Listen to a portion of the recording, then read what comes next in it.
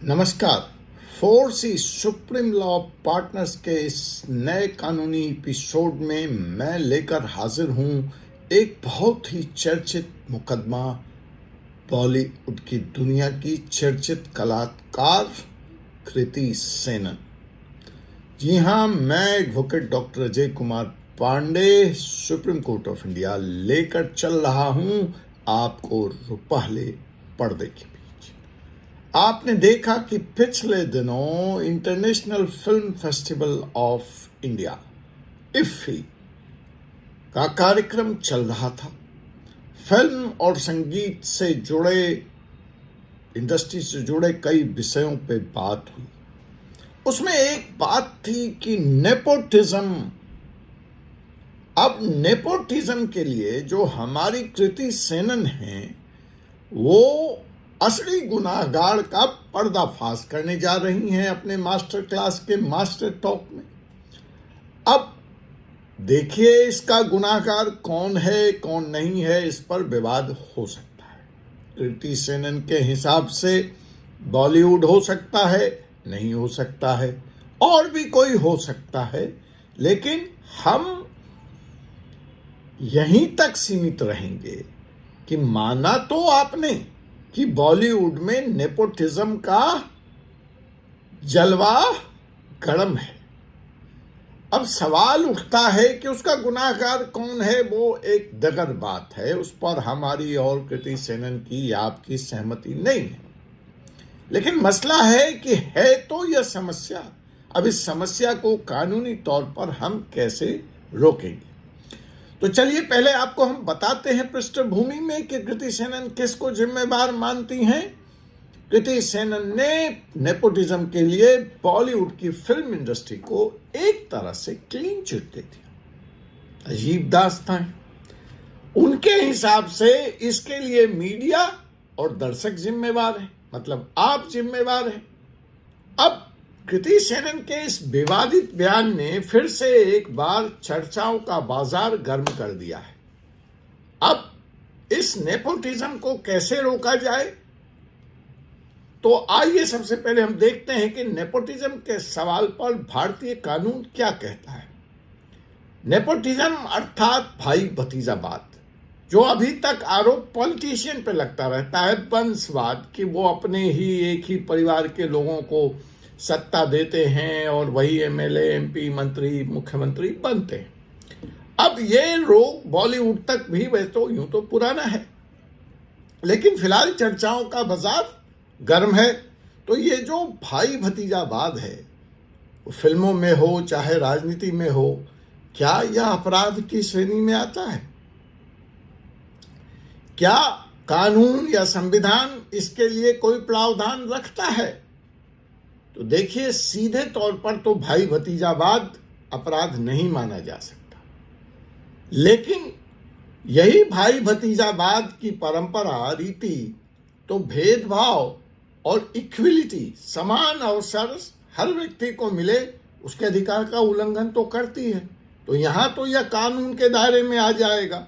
अब संविधान का जो अनुच्छेद 14 है, जिसको आर्टिकल 14 कहते हैं, वो समानता की गारंटी देता है। और उसी संविधान की आर्टिकल 19 सबसेक्शन 1 सबसेक्शन जी हर व्यक्ति को अपने पसंद का व्यवसाय चुनने की भी अनुमति देता है। तो जब आप नेपोटिज्म लेकर आते हैं, जब आप भाई भतीजावाद हम पे डालते हैं, तो मेरे ये दो अवसर तो बाधित होते हैं। यह एक ऐसे सिस्टम का निर्माण करता है जो केवल अपने परिवार या अपने परिवार के करीबी लोगों को अवसर देता है।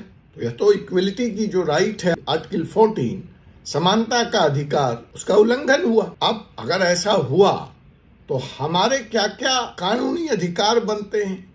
हम इस व्यथा से, इस बीमारी से, इस परंपरा से, इस रीति से कैसे लड़ सकते हैं?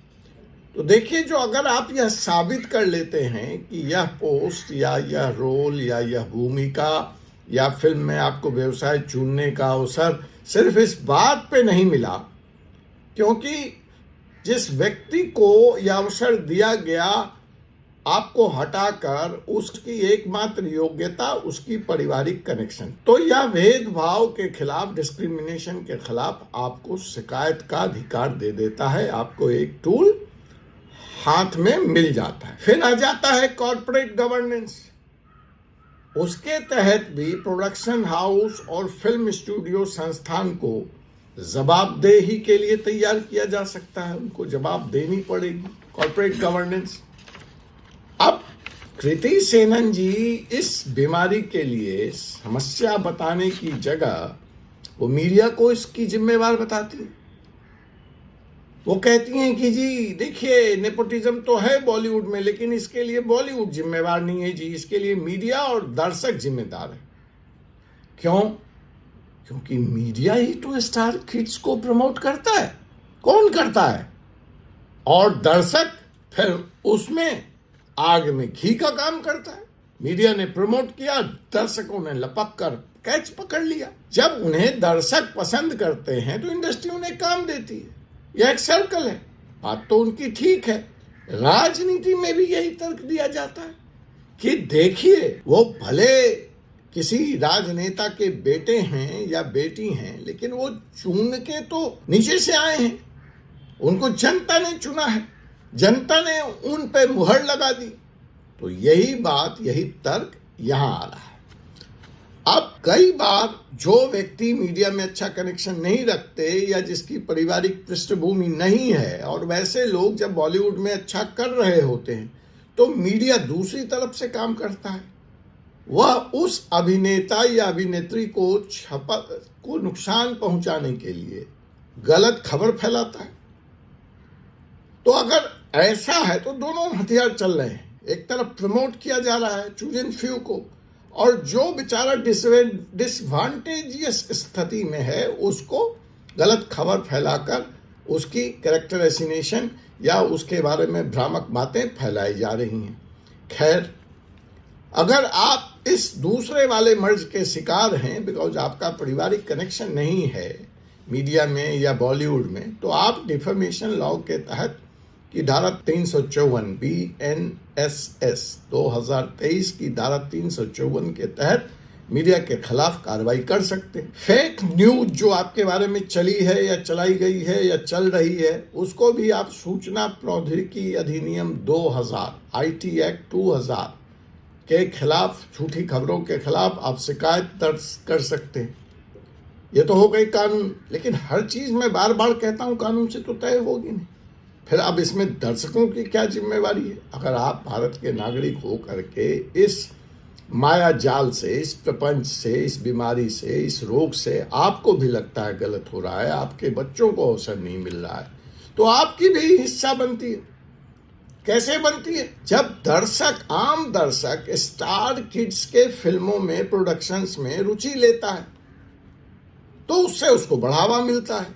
फिर यह तो बाजार है, फिर उसमें जो इन्वेस्टर है उसी स्टार किड्स पे निवेश करता है। अब दर्शकों की जिम्मेवारी यहां पर नैतिक है, कानूनी नहीं है, लेकिन हाँ, कंज्यूमर प्रोटेक्शन एक्ट 2019 के तहत अगर दर्शकों को फिल्मों में झूठे वादों से गुमराह किया जाता है तो शिकायत का आधार तो तैयार हो जाए। अब अंतिम बात है कि क्या टैलेंट के लिए कोई भारत में जगह बची है, खास करके बॉलीवुड में, क्योंकि इस वक्त हम बॉलीवुड की बात कर रहे हैं, राजनीति में, कॉर्पोरेट में, वकालत में, कहीं भी। तो अगर हम कृति सेनन की बात माने तो उनकी जो पृष्ठभूमि है, कोई ऐसी पारिवारिक पृष्ठभूमि नहीं रही। एक मध्यम क्लास परिवार से वो आती हैं और यहीं दिल्ली की हैं, तो अपने टैलेंट के बल पे ही वो आगे बढ़ी हैं। तो उस आधार पर वो कहती हैं कि अगर आप टैलेंटेड हैं तो आप निश्चिंत रहें, आज नहीं तो कल आपको जगह मिलेगी। लेकिन अगर आप टैलेंटेड नहीं हैं और किसी तरह के जुगाड़ से आप अवसर पा भी लें और आप ऑडियंस से कनेक्ट नहीं हो पाते, ऑडियंस, दर्शक आपको अप्रूव नहीं करता है, तो आप आगे बढ़ नहीं पाए। अब यह जो बयान है कृति सेनन का, वह योग्यता बनाम कनेक्शन की बहस को एक नया मोड़ दे रहा है बॉलीवुड में। और यहाँ पर फिर कानून आ जाता है, राइट टू अपॉर्चुनिटी। अरे भाई, जब हमें अवसर ही नहीं मिलेगा तो दर्शक से कनेक्ट मैं कैसे होऊंगा? तो भारतीय कानून में योग्यता के आधार पर अवसर देने की बात की गई है। अनुच्छेद 16 जो है आर्टिकल 16, वह सरकारी नौकरियों में तो समान अवसर की गारंटी देता है, लेकिन आर्टिकल 16 का प्रयोग मैंने अब तक निजी क्षेत्र में, राजनीति में या बॉलीवुड में होते नहीं देखा है। यह विचारणीय प्रश्न है, ऐसा होना चाहिए। अब सवाल ये है कि अब ये रोक तो है, अब इसको रोका कैसे जाए। तो देखिए, पहली बात जो इसमें सुनिश्चित की जानी चाहिए वह है कि फिल्म प्रमोशन में पारदर्शिता हो, फाइनेंसिंग और कास्टिंग में पारदर्शिता सुनिश्चित करने के लिए दिशा निर्देश बनाना चाहिए। माननीय मोदी जी को इस पर विचार करना चाहिए। हमारे जो वर्तमान सूचना और प्रसारण मंत्री हैं उन पर भी यह विचार करना चाहिए। अटल बिहारी जी की सरकार में बॉलीवुड को लेकर जहां डॉन्स और माफिया का दबदबा रहता था, जब इसको इंडस्ट्री का दर्जा उस समय की तत्काल मंत्री भाजपा की नेत्री सुषमा स्वराज ने दिया तो बहुत कुछ बदला, लेकिन अभी बहुत कुछ बदला जाना बाकी है।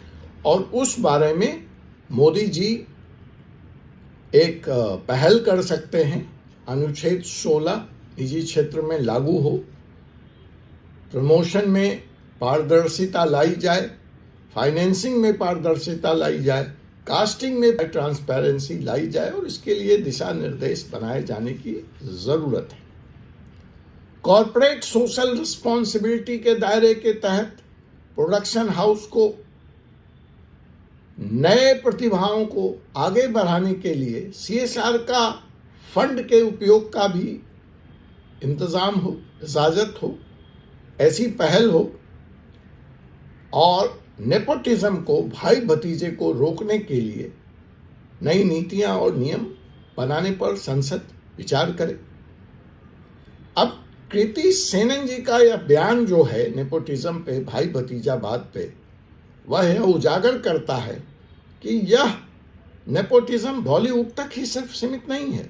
यह एक व्यापक सामाजिक समस्या है जिसमें मीडिया, दर्शक और फिल्म निर्माता सभी शामिल हैं। तो जनाब, इस पूरे एपिसोड में यह स्पष्ट होता है कि बॉलीवुड में टैलेंट को प्राथमिकता कैसे दी जाए, जो लोग योग्य हैं उनको कैसे स्थान मिले, वहां जो सेक्सुअल एक्सप्लॉयटेशंस है, जो और तरह का शोषण है, वह कैसे रुके। अभी आपने केरला पे, मैं लाऊंगा वीडियो, आपने देखा केरल फिल्म इंडस्ट्री को लेकर जो कमेटी बनी है उसकी जो रिपोर्ट आई है और उसमें जो FIR दर्ज हो रही है। और नेपोटिज्म को रोकने के लिए क्या कानूनी कदम उठाए जा सकते हैं, इस पर भी चर्चा का महत्व है, समय है। यह दर्शकों और मीडिया की भी नैतिक जिम्मेवारी बनता है कि वह अपने दायित्व को ईमानदारी पूर्वक निभाएं, तभी इस भाई भतीजेवाद के रोग से देश को निजात मिल जाएगा। इस सारे समस्या का निदान मेरी समझ से इस सवाल पर जब बहस होगी, आप में, हम में, दर्शकों में, बॉलीवुड में, प्रोड्यूसर्स में, फाइनेंसर में, तो शायद इसका कोई ना कोई हल निकले। दोस्तों, क्या आप भी मानते हैं? क्या आप भी सहमत हैं? क्या आप भी मांग करना चाहेंगे मेरी आवाज में आवाज मिलाकर कि नेपोटिज्म को रोकने के लिए, भाई भतीजावाद को रोकने के लिए सख्त कानून बनने चाहिए?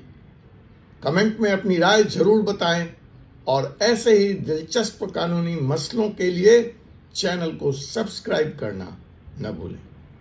आपसे मुलाकात होगी एक ऐसे ही दिलचस्प विषय के साथ फोर्स सुप्रीम लॉ पार्टनर्स के अगले कानूनी एपिसोड में। तब तक के लिए मुझे advocate doctor Ajay Kumar Pandey, Supreme Court of India को अनुमति दीजिए। जय हिंद, जय भारत।